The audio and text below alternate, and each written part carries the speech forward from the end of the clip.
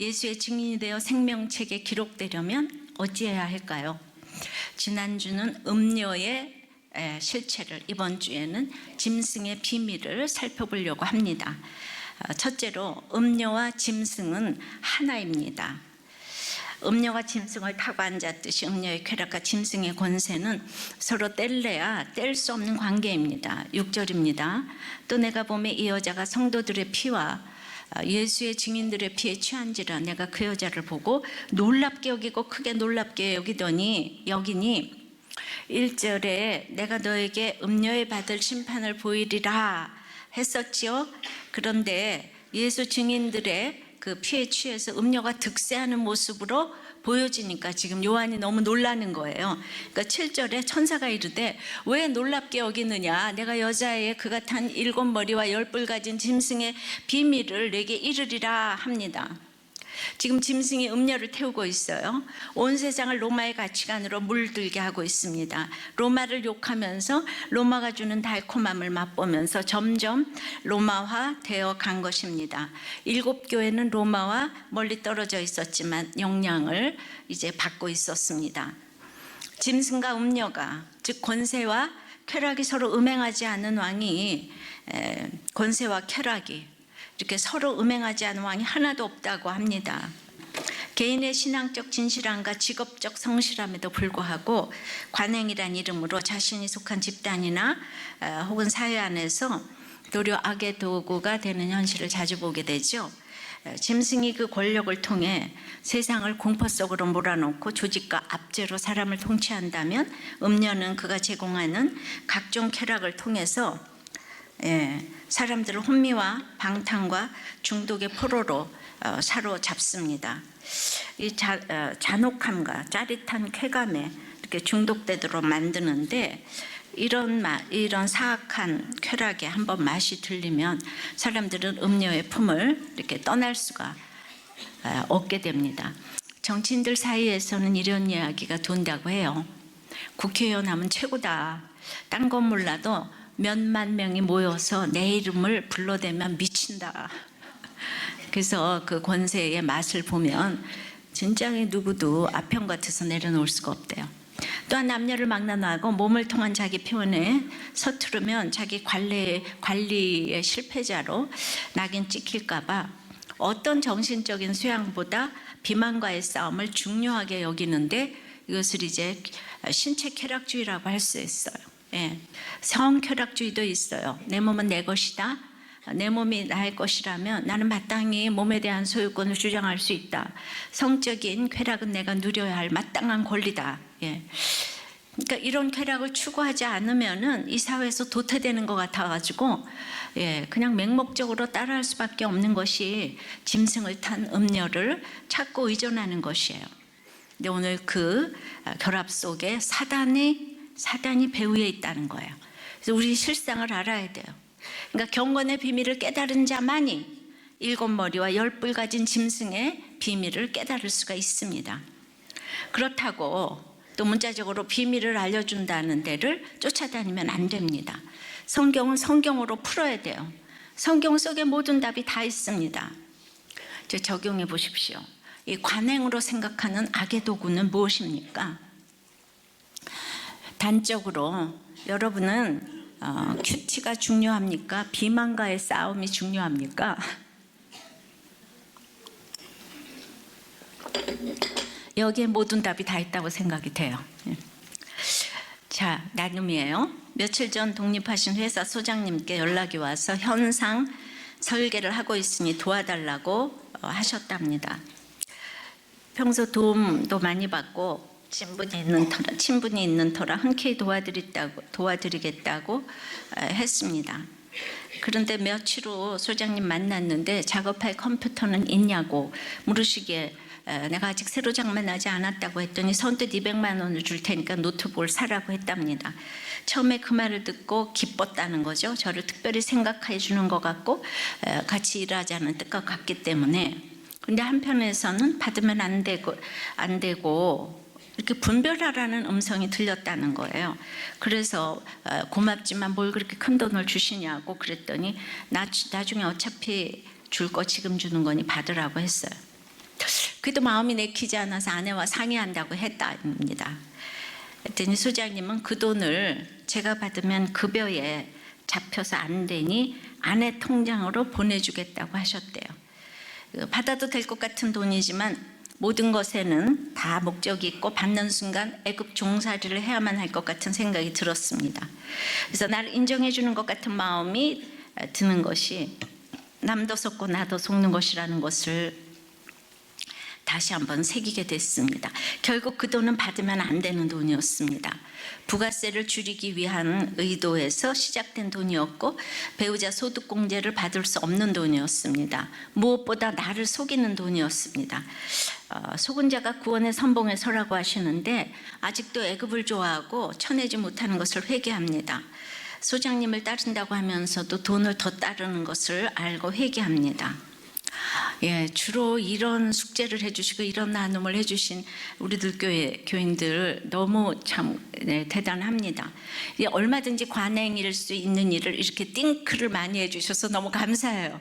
여러분들 사건이 올 때마다 이렇게 띵크를 좀 많이 해주시기를 바라요. 그러면 이제 감사함으로 우리에게 예수의 증인이 되잖아요, 그죠? 천사는 요한에게 음녀와 짝을 이룬 짐승에 대해 보다 깊은 비밀을 알려줍니다. 둘째는 짐승의 세력은 끈질기다는 거예요. 그래서 이게 얼마나 끈질긴지 7머리와 10뿔에 대해서 이제 구체적으로 알려주는 거예요. 8절입니다. 네가 본 짐승은 전에 있었다가 지금은 없으나 장차 무적행으로부터 올라와 멸망으로 들어갈지니 땅에 사는 자들로서 창세 이후로 그 이름이 생명책에 기록되지 못한 자들이 이전에 있었다가 지금은 없으나 장차 나올 짐승을 보고 놀랍게 여기리라.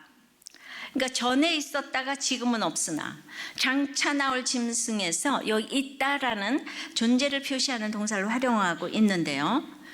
이거는요 뭘 모방한 건가 하면 전에도 있었고 이제도 계시고 장차 오실 리가 하나님과 예수 그리스도라 그랬잖아요. 그걸 모방하고 있는 적그리스도를 이제 말합니다. 이전에 있었다는 건 성육신 이전을 말하고요. 지금은 부활 승천 이후를 말하고 장차는 재림 직전을 말해요. 이 말은 적그리스도가 예수 그리스도가 성육신하기 전에는 활약을 하다가 십자가 부활 후에는 세력을 잃었다가 종말 직전에 다시 한번 맹위를 떨친다는 거예요. 그래서 그때 놀라지 말라고 지금 이렇게 예고를 해주고 계십니다. 적그리스도는요 이제 이렇게 기적도 베풀고 치유도 하면서 미혹을 합니다.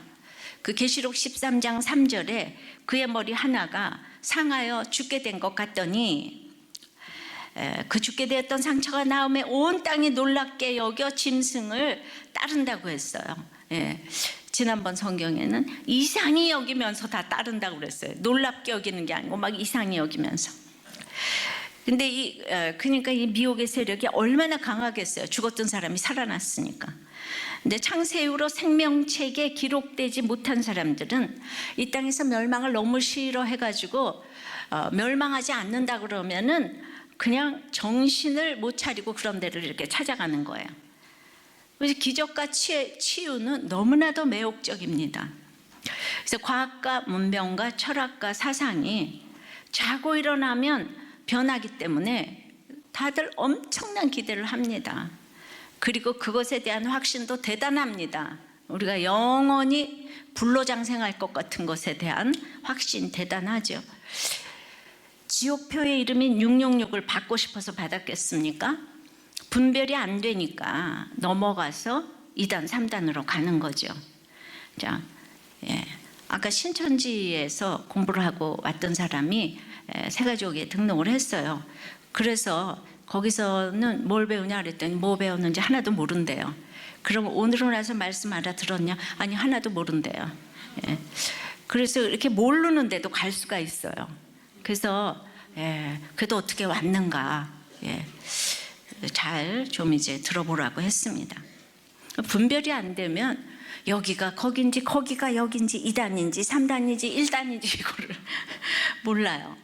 그러니까 무적행이 어딘가 연구하지 마세요. 사단은 영적 존재인데 어떻게 영적 존재가 물리적 공간에 갇힐 수가 있겠습니까? 그러니까 장소 찾고 시간 연구하지 마세요. 분별을 잘하려면 오직 하늘에서 내려오는 지혜가 필요합니다. 그러니까 사단으로부터 힘과 능력을 받은 이 짐승의 세력은 역사 속에서 끊임없이 엄청난 세력으로 등장해서 우리 성도들을 핍박하고 미혹하고 있다는 것을 알 수 있습니다. 그래서 9절에 지혜 있는 뜻이 여기 있으니 그 7머리는 여자가 앉은 7산이요 그랬어요. 로마는 7개의 언덕에 자리 잡은 부락으로 시작을 했어요. 그래서 그 당시 7산 하면 모두가 로마를 떠올렸어요. 그래서 7머리를 로마로 해석하는 것은 틀린 해석이 아니에요. 그러나 가시적으로 구체화된 사단의 대리자들은 이렇게 역사를 통해서 늘 있어 왔다는 거예요. 그러니까 7산은 역사적으로 끊임없이 구체화되어 등장하는 하나님과 하나님의 백성들을 대적하는 악한 세력들은 일컫는 말입니다. 그래서 이런 음녀의 환상을, 짐승의 환상을 바르게 알기 위해서 하나님의 지혜가 필요한 것입니다. 10절입니다. 또 7왕이라 5은 망하였고 하나는 있고 다른 하나는 아직 이르지 아니하였으나 이르면 반드시 잠시 동안 머무르리라. 전에 있었다가 지금 없어진 짐승은 8째 왕이니 7 중에 속한 자라. 그가 멸망으로 들어가리라. 10절 11절이 지금 이게 8절하고 똑같은 얘기예요. 아까는 전에도 있었고 이제도 있는데 또 장차도 있는데 다 망한대요. 우리 성령님은 전에도 이제도 나중도 항상 계시는데 사단이 아무리 흉내를 내도 전에도 망하고 이제도 망하고 장차도 망한다고 그 얘기를 지금 10절 11절에 또 하는 거예요. 왜 이렇게 하겠습니까? 지금 핍박의 시대에 절대로 넘어가지 말라고 그 얘기를 지금 반복해서 하는 거예요. 근데 지금 이제 전에도 이제도 장차도 하는 말을 10절에는 7왕 중에 5은 망하였고 하나는 있고 하나는 오지 않았다. 이게 똑같은 말을 이렇게 표현을 합니다. 요한이 1절에서 6절에서 뭘 놀랍게 여겼는가 하면은 아니 어찌하여서 그 증인들의 피에 취해서 축배를 들고 있는 것처럼 음녀가 이렇게 승리한 것처럼 보이는가, 이것 때문에 놀랍게 여겼다는 거예요. 하나님이 함께 하시면 음녀가 정말 죽어야 되지 않냐, 그런데 왜 증인들이 죽냐, 이 얘기를 하면서 이제 설명을 하는 거예요. 그러면 사단의 대리자인 7 왕은 누구를 가리키는가, 이거부터 좀 봅시다. 7 왕은 애굽이나 바벨론, 아수르, 페르시아, 헬라, 로마 등의 이 강대국일 수 있죠. 근데 그 당시 7 왕은 또 로마의 황제를 의미할 수 있어요. 아우구스투스부터 시작되는 로마의 황제입니다. 사도 요한 시대의 왕은 도미티우스 왕, 아주 전대미문에 또 핍박을 했죠. 그 시대였는데 또 앞으로 나타날 형제를 의미할 수도 있습니다. 그리고 이제 7제에 속한 왕이 다시 8째 왕으로 살아왔다는 것은 아까 본 계시록 13장 3절에 상처를 입었다가 다시 살아난 그 적그리스도가 있는데, 이제 그때 어떤 소문이 있었냐면 네로 왕이 칼로 자결한 것이 아니고 파르티아 제국에 살아있다가 마병들을 이끌고 온다는 네로 환생설이 그 당시에 유행했어요. 그러니까 이제 상처를 입었다가 살아난 네로가 굉장한 무서운 왕이잖아요. 그러니까 적그리스도를 이렇게 표현하는 거예요. 그러니까 지금 어떻게 죽었다가 살아날 수 있나? 그런데 짐승과 음녀가 이런 기적 같은 일을 베푼다니까요. 죽었다가 살아난 것 같은 그 권력을 가지고 있고 사람들이 이상히 여기나 다 따를 수 있는. 그러니까 이거는 이제 로마에만 국한된 것이 아니라요, 멸망했나 싶으면 다시 살아나고 멸망했나 싶으면 또 다시 살아나서 역사 전체에 존재하는 짐승의 끈질긴 세력이라는 거예요. 하나님과 하나님의 백성들을 이렇게 핍박하고 미혹하지만 이미 그 세력의 7 중에 5은 망했고 하나만 겨우 남아있는 상태고 마지막에 최후의 발악을 하다가 결국에는 그 마지막 왕도 멸망할 것이라는 것을 보여주시는 거예요. 그래서 적그리스도는 이 짐승을 8번째 왕이라고 이 적그리스도를 그렇게 이제 부르는 거예요. 그러니까 8째 왕 적그리스도는 가고 오는 세대 속에서 여러 모양으로 신구약 전 구간에 나타난다는, 그 이상이 여기나 다 따라간다는 아주 가공할 만한 힘을 가진 왕이 바로 적그리스도라서 우리는 계속 이 적그리스도가 누군가 이거 연구하면서 2000년을 왔어요. 1차 대전, 2차 세계대전, 그리고 지금 3차 세계대전이라 그러잖아요. 그러니까 지금 이제 이 누가 적그리스도가 될 것인가. 이 사단의 세력은 이미 십자가에서 거리가 꺾였으나 6째와 7째 왕으로 상징되는 말세의 기간 동안에 하나님의 백성들의 거룩과 성숙과 양육을 위해 잠시 힘을 쓰도록 허락을 받고 있다는 의미에서 5은 망했고 하나는 있고 하나는 아직 오지 않았다. 전에도 이제도 장차도 다 망한다. 8절에는 그거 10절에는 5은 망했고 하나는 있지만은 나중에 올 그 왕도 가공할 만한 힘을 가지고 있지만 망한다. 이 얘기를 계속하는 건 고난이 축복이다 이 얘기를 하는 거거든요. 근데 그러면은 그런 왕들을 왜 성도들에게 허락하는가 하면 하나님 백성들의 거룩과 성숙과 양육을 위해서 잠시 힘을 쓰도록 하나님께 허락을 받았다는 거죠. 예, 그래서 고난이 축복이라고 하는 거예요. 근데 그 짐승이 그러니까 임금처럼 권세를 일시 동안 받게 된다는 거예요. 12절이에요. 내가 보던 10뿔은 열왕이니 아직 나라를 얻지 못하였으나 다만 짐승과 더불어 임금처럼 한동안 권세를 받으리라. 그러니까 천사가 10뿔을 열왕이라고 하는데 뿔은 힘과 권세의 상징이에요. 열은 온 우주 삼라만상을 포괄하는 숫자이고, 그래서 합해서 이제 영적 통치를 할 수 있는 그런 대단한 권세인데 아직 나라를 얻지 못했다 그랬어요. 예. 그리고 이제 한동안 권세를 받는다 그랬어요. 네, 여기서 여러 해석이 있을 수 있지만 결론적으로는 이들이 장차 사단을 도와, 적그리스도는 때마다 좀 달라지니까 사단을 도와 하나님의 세력에 대항할 세상의 사악한 지도자들을 상징하는 거예요. 그러니까 열왕들에게는 재림 직전에 적그리스도의 짐승과 더불어 잠시만 통치할 수 있는 막강한 일시적 권세가 주어진다는 거죠. 어찌되었든 그렇게 이 땅에 정치적 경제적 힘을 가지고 하나님의 백성들을 미혹하고 핍박하는 세력으로 등장하는 7머리 10뿔은 그 본체인 짐승의 의도대로 정확하게 움직여주는 짐승의 대리자들이라는 거예요. 이 세상 모든 열왕들이 짐승의 대리자들이라는 거예요.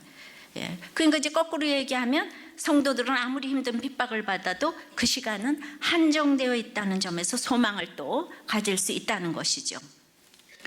정말 이 짐승의 세력, 그 권세의 세력, 내가 가지고 싶은 음료와 이 권세의 세력이 너무 끈질겨서 그 한평원님 보고 사랑 고백을 해보았느냐고 물었더니 자기는 그냥 학벌에게 사랑 고백을 했노라고. 그게 정말 나이가 늙어도 끈질기게 내려놔지지를 않는다고. 그게 우리가 절대로 이 권세 이런 게 내려놔지질 않아요. 적용해 보세요. 세상은 어떤 것도 망합니다. 영원한 것은 없어요. 근데 끈질기게 인간의 의지를 불태우며 가는 게 무엇입니까? 그래서 여기 있다 저기 있다 해서 따라가고 싶은 구세주가 뭐냐고요. 이거는 정말 구세주가 아니고 진짜 이 짐승이에요. 그거를 따라가고 싶은 거죠. 셋째는 그런데 이 음료가 잠시는 그냥 강한 단결력을 보여주는 거예요. 13절입니다. 그들이 한 뜻을 가지고 자기의 능력과 권세를 짐승에게 주더라. 그러니까 열왕이 일치된 견해로 짐승에게 협조하고 있는 것을 보여주는 거예요. 사단은 이 세상 모든 사람들이 자기를 닮아서 타락하고 악해지기를 원해요. 의로운 일을 하기 위해서는 쉽게 합쳐지지 않아요. 그런데 악한 일, 타락한 일을 하기 위해서는 얼마나 의기투합을 하는지 몰라요. 그 사람들은 악한 일에 한 마음이 쉽게 돼요. 그러니까 누가복음 23장 12절에 헤롯과 빌라도가 전에는 원수였으나 당일에 서로 친구가 됐다 그랬잖아요. 그러니까 그렇게 원수였던 헤롯과 빌라도가 예수님 죽이는 일에 서로 친구가 되는 거예요. 바리새인 사두개인들도 그렇게 원수 같았는데 얼마나 멋있는 경건의 모습을 가지고 교회의 지도자들입니까? 근데 예수님 죽이는 일에 둘이 한 마음이 그냥 딱 됐어요. 그냥 일치 단결된 모습을 줬어요. 그러니까 어떤 사람들이 어떤 선한 웃음을 웃고 베품에도 누구도 나의 영원한 보호자가 될 수 없다는 것을 이제 알아야 합니다. 17절, 이는 하나님이 자기 뜻대로 할 마음을 그들에게 주사 한 뜻을 이루게 하시고 그들의 나라를 그 짐승에게 주게 하시되 하나님의 말씀이 응하기까지 하심이라. 그러니까 짐승과 음녀가 연합하는 것이 말할 수 없는 거대한 세력으로 보이지만 이들이 싸우는 것은 불신 세력을 파멸시키기 위한 하나님의 선하신 뜻이었다는 거예요. 18절에 또 네가 본 그 여자는 땅의 왕들을 다스리는 큰 성이라 하더라. 이 큰 성 로마 제국은요, 이 성으로 번역된 폴리스가요, 그 거대한 중앙 집권적인 제국이 아니고 이 도시를 의미하잖아요. 폴리스가. 그런데 이렇게 그 폴리스가 강력한 힘을 가지고 있었고 큰 성이라 그랬잖아요. 음녀의 세상 문화가 전 세계를 그냥 소리 없이 강타할 만큼 모든 사람을 미혹했어요. 그러니까 이것이 2000년 전의 예언이라는 것이 너무 놀랍지 않습니까? 전 세계의 세속 국가로 무섭게 전염시킨 거예요. 그러니까 일곱 머리, 일곱 산, 또 열왕, 일곱 머리, 일곱 산, 열왕은 그 짐승이 가지는 권세로 하나님을 끊임없이 대적하는 세력이거든요. 그러니까 이 땅에서 지상 천국을 만들 수 있다고 계속 확신을 가지지만은 그런 건 하나님의 계획은 없어요. 우리가 이제 좀 이따 더 보겠지만은 요한계시록은 전천년, 무천년, 후천년설이 있어요. 전천년은 이 세대주의로 성경을 보는 거고 문자적으로 보는 거고, 그 다음에 후천년은 이 땅이 좋아져서 결국 낙원이 된다는 거예요. 그런 건 터무니없는 거예요. 우리는 이 성경의 말씀이 오늘 나에게 임하는 무천년설을 지지하는 거예요. 그러니까 이런 걸 가지고 무슨 학설이라고 참 그럴 것도 없는데, 이단들이 그렇게 후천년을 지지하는 여호와의 증인이 있고 이 전천년을 지지하는 아무개가 있는데 얘기 안 하겠어요. 요새 정말 말만 하면 그래서 세상은 악한 세력에 의해서 지배된다는 거예요. 적대 세력의 핍박 아래 두어서 하나님 나라를 충만케 하시는 것이 하나님의 뜻인 거예요. 그러니까 공산주의는 정치적인 힘으로 핍박하고 자본주의는 물질로 유혹하고 미혹해서 이 신앙은 정치, 물질의 세계가 아니고 영적인 문제잖아요. 그러니까 신앙생활을 잘하려면 핍박의 시대가 훨씬 더 좋은 거예요. 왜냐하면 우리가 깨어 있으려고 노력을 하는 게 더 어렵지 않아요. 그러니까 우리 깨어 있지 않으려고 해도 저절로 깨어 있으려고 하는 게 이게 축복 아니에요? 짧은 인생 가운데. 그러니까 우리도 교회 와 보니까 제가 알겠어요. 청소를 하건 뭘 하건 예수님 만난 사람은 얼굴에 항상 웃음이 있어요. 근데 일부러 깨어 있으려고 하는 사람은 억지로 또 웃으면 웃을 수가 없잖아요. 그래서 진짜 이 짧은 인생이에요. 주님 만나는 게 영생의 나라로 들어가는 것입니다.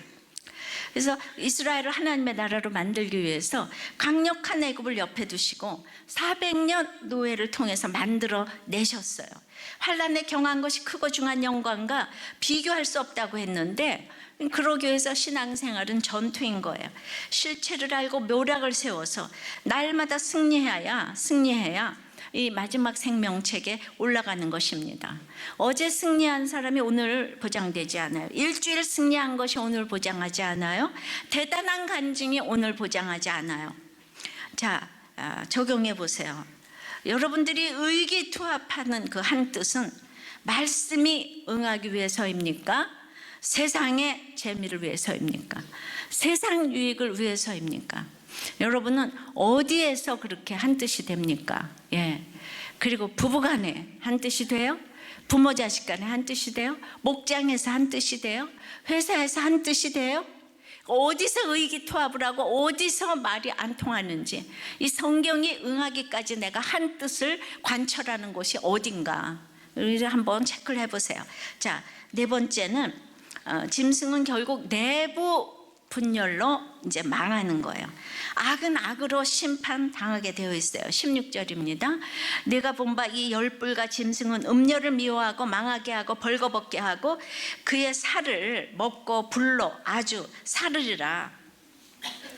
그렇게 음녀, 짐승을 타고 있었던 음녀하고 짐승하고 지금 너무 미워해가지고 아주 불로 사른대잖아요. 그러니까 가만히 있으면은 자기들끼리 망하는 거예요. 음녀가 멸망받는 동기는 내부의 반란이라는 거죠. 완벽한 파멸을 이렇게 맛보는 거예요. 서구는 정신과 육체는 따로다 해서 이원론, 동양에서도 음과 양의 이원론. 근데 성경은 오직 이론론이에요. 그러니까 죄란 관역을 벗어난 것이에요. 태생적으로 인간은 자기 자신을 파괴합니다. 자기 스스로 부패시키고 파멸시키는 거예요. 그래서 마태복음 12장 26절에 만일 사탄이 사탄을 쫓아내면 스스로 분쟁하는 것이니 그리하고야 어떻게 그의 나라가 서겠느냐. 인간의 속성, 사탄이 접수했으니까 사탄의 속성은 스스로 분열하는 거예요. 그러니까 이 땅에 사는 사람 예수 없이는 다 분열하게 돼 있어요. 처음에는 항상 연합하고 화목한 듯이 보이지만은 서로 간의 분쟁으로 이제 파멸할 수밖에 없는 거예요. 그래서 쾌락과 지위를 줄 때에는 세상의 모든 것을 다 주는 것 같지만은 그게 일시적이기 때문에 파멸할 날이 온다는 것입니다. 죄란 그 관역을 벗어나는 것이기 때문에 그것 자체로 한시적일 수밖에 없어요. 화살이 활시위를 떠났는데 관역을 벗어났어요. 그러니까 망하는 건 시간 문제예요. 예수 없는 사람의 망하는 거는 시간 문제인 거예요. 로마서 14장 23절에 의심하고 먹는 자는 정죄되었나니 이는 믿음을 따라 하지 아니하였기 때문이라. 믿음을 따라 하지 아니하는 것은 다 죄니라. 다 죄라 그래요. 그래서 어제의 친구가 오늘의 적이고 오늘의 적이 내일의 친구가 되고, 이게 맨날 이 세상은 이렇게 돼 있는 거예요. 왜? 마귀가 접수해서, 이 마귀의 특징이라 그랬죠? 짐승의 특징이라 그랬죠? KT와 삼성전자가 친구가 됐다가 원수가 된 사연이라는 기사가 떴었죠. 사실 그 양사의 관계는 오래전부터 아주 좋았어요. 한때는 휴대 인터넷을 함께 개발하기도 했어요. 근데 그런 회사가 왜 등을 돌리게 되었을까요? 그건 이제 2009년으로 거슬러 올라가서 당시 KT가 삼성전자의 최대 라이벌이었던 애플의 아이폰을 그냥 도입을 했어요. 근데 그 시절에는 사실은 그 실력이 이 삼성전자가 아이폰을 따라잡기가 그때는 역부족이었어요. 그러니까 KT는 삼성의 도움을 받아야 되는데 그냥 그 피처폰 중심이던 국내 휴대전화 시장에서 삼성전자는 난공불락의 성이었는데 그냥 이거를 KT가 그냥 아이폰을 이렇게 딱 도입을 이제 하니까 이게 그냥 그 다음서부터 이제 친구가 됐다가 원수가 됐다가 또 친구가 됐다가, 그러니까 이 갈등과 협력이 반복되는 이 사례를 보면서 역시 비즈니스 세계에서는 영원한 적도 동지도 없다는 말이 진리인 것 같다 썼는데, 뭐 비즈니스 세계만 그러겠어요? 우리도 그러지? 안 그래요? 그렇게 한 몸을 섞은 부부도 그렇게 원수처럼 여겼다가 또다시 결합했다가 또다시 원수처럼 갈라졌다가 이런 거를 반복하는 우리들이에요. 예. 그러니까 사람은 정말 믿음의 대상이 아니라는 것은 우리를 정말 겸손케 하는 말이라고 생각합니다. 열왕이 짐승에게 권세를 준 것 같아도 이면에는 하나님의 간섭하심이 있었다는 거예요. 아무리 교회를 핍박하고 나를 핍박하고 괴롭힌다고 해도 오직 의인은 믿음으로 살리라는 거예요. 그들은 그들끼리 좋아했다가 미워했다고 하기 때문에 내가 원수를 처단하려고 하면 안 돼요. 이거 보세요. 바벨론을 또 메대가 물리치잖아요. 메대는 또 헬라가 물리치잖아요. 믿는 사람은 오직 의인은 믿음으로 살리라예요. 그러니까 이게 옳고 그름으로 하면 안 돼요. 저기가 다 잘못됐다고 막 정권을 잡으면 그 다음에 다 똑같아져요. 사람은 믿음의 대상이 아니니까 그 누구도 올바른 정권이 어디 있겠어요. 예수 믿어야지 되는 거죠. 그런데 우리는 투자할 대상에 투자를 해야 되는데 권력을 좋아해봤자 결국 서로를 신뢰하지 못하고 서로 처참하게 끝나는 것을 이번에 최순실 게이트를 보면서 우리는 권력의, 이 짐승이 주는 권력의 무상함을 봤어요. 그러니까 악인들끼리 자중질환에 빠지게 하는 것이 하나님의 뜻이었어요. 그러니까 우리는 손을 대면 안 되는 거예요. 그러니까 악의 세력은 근데 처음에 서로 죽고 못 사는 것처럼 보이니까 이거를 분별을 못 하는 거예요. 돈 주고 뭐 미모 줄 때는 죽고 못 살죠, 그죠? 그러니까 서로 증오하고 시기하여 죽이고 멸망해요. 세상 친구는 그래요. 돈 떨어지고 명예 떨어지면 끝이에요. 스스로 열등감을 느끼고 교만을 느끼기 때문입니다. 그래서 교회에서는 망하고 수치스러운 일이 생기면 끝나는 나가는 성도들 많아요. 그런 의미에서 우리들 교회는 망하면 더 오고 싶은 교회가 되었으니 참으로 감사합니다. 적용 해보세요. 여러분은 지금 무슨 내부 분열이 있어요? 부부입니까? 부자간입니까? 회사입니까?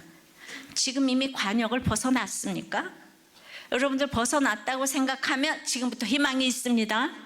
근데 나는 아니야, 나는 할 수 있어, 할 수 있어가 아니라 이미 벗어났어, 이렇게 생각을 하셔야 희망이 있습니다. 다섯째는 어린 양 옆에 서 있어야 결국은 짐승의 이 비밀을 알았으면 어린 양 옆에 서 있어야 이기는 싸움이 됩니다. 이것만이 생명책에 올라가는 비밀이 됩니다. 14절입니다. 그들이 어린 양과 더불어 싸우려니와 어린 양은 만주해 주시어 만왕의 왕이시므로 그들을 이기실 터예요. 또 그와 함께 있는 자들 곧 부르심을 받고 택하심을 받은 진실한 자들도 이기리로다. 우리 지난번에 이거 열심히 외웠었죠. 부르심 받고 택하심 받고 진실한 자들, 사랑받고 택함 받고 쓰임 받는, 이게 인생의 최고로 기쁨이라고. 그러니까 어린 양 옆에 서 있는 부르심 받고 택하심 받고 진실한 자들은 짐승의 비밀을 알게 되는 거예요. 음녀와 짐승의 세력은 사단에게서 권세를 받습니다.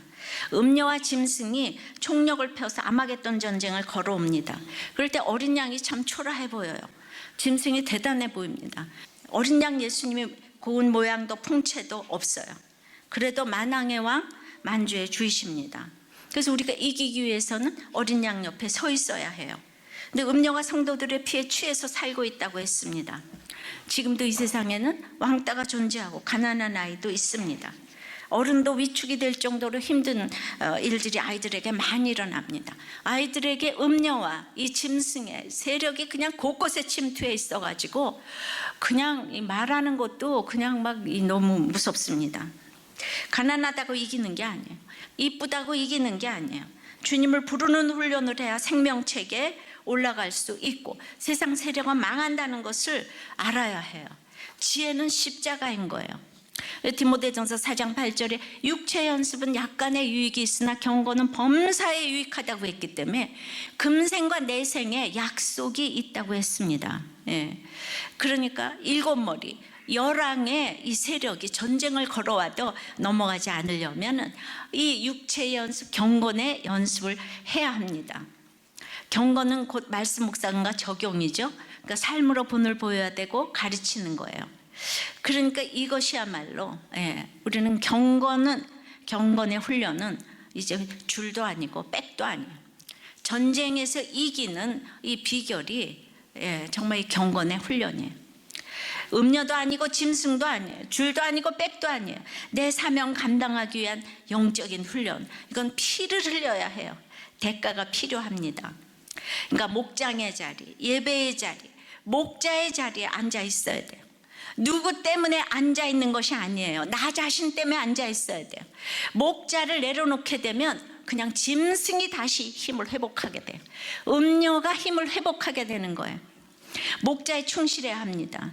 음료와 짐승은 피를 좋아하기 때문에 이 정도 피는 흘려야 돼요.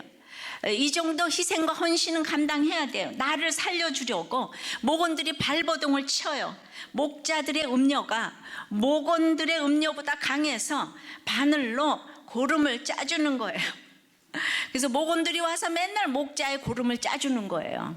좀 아프시겠지만은 이것을 음료가 희생과 피의 수가 차기까지 먹고 그 음료가 힘이 빠지게 되는 거예요.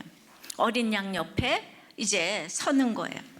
디모데전서 4장 16절에 네가 네 자신과 가르침을 살펴 이 일을 계속하라. 이것을 행함으로 네 자신과 너에게 듣는 자를 구원하리라. 그러니까 결국 내 자신과 가르침을 살피는 것은 내 자신과 내게 듣는 자를 구원하기 위해서인 거예요. 그래서 이것이 어린 양 옆에 서 있는 모습인 거예요. 어린 양 옆에 서서 말씀이신 예수님 옆에서 부르심 받고 택하심 받고 진실한 자들은 이 짐승과 음녀를 다 이기게 될 줄을 믿습니다. 그러니까 생명책에 기록되는 자는 완전한 자가 아니에요. 짐승의 비밀을 알아서 자기 열심이 아닌 겸손함으로 자기 죄부터 볼 때에 그럴 때 소명을 감당하게 되는 거예요. 그래서 이제 지금 여러분은 지금 누구 옆에 서 있습니까? 어린 양 옆에 서 있습니까? 음녀, 권세 옆에 서 있습니까? 쾌락 옆에 서 있습니까? 우리는 세상 사람들이 무엇을 위해 삽니까? 모두 나 위에 다른 이들에게 인정받기 위해 삽니다. 예수님이 받은 시험의 내용은 그 사단에게 받은 시험의 내용은 자기의 힘을 동원해서 자신을 증명해 보라는 거였잖아요. 광야 40일의 시험. 다 자기를 증명하기 위해서 사는데 조금 증명해서 권세를 가지게 되면 그걸 내려놓겠습니까? 자, 말씀을 맺겠습니다.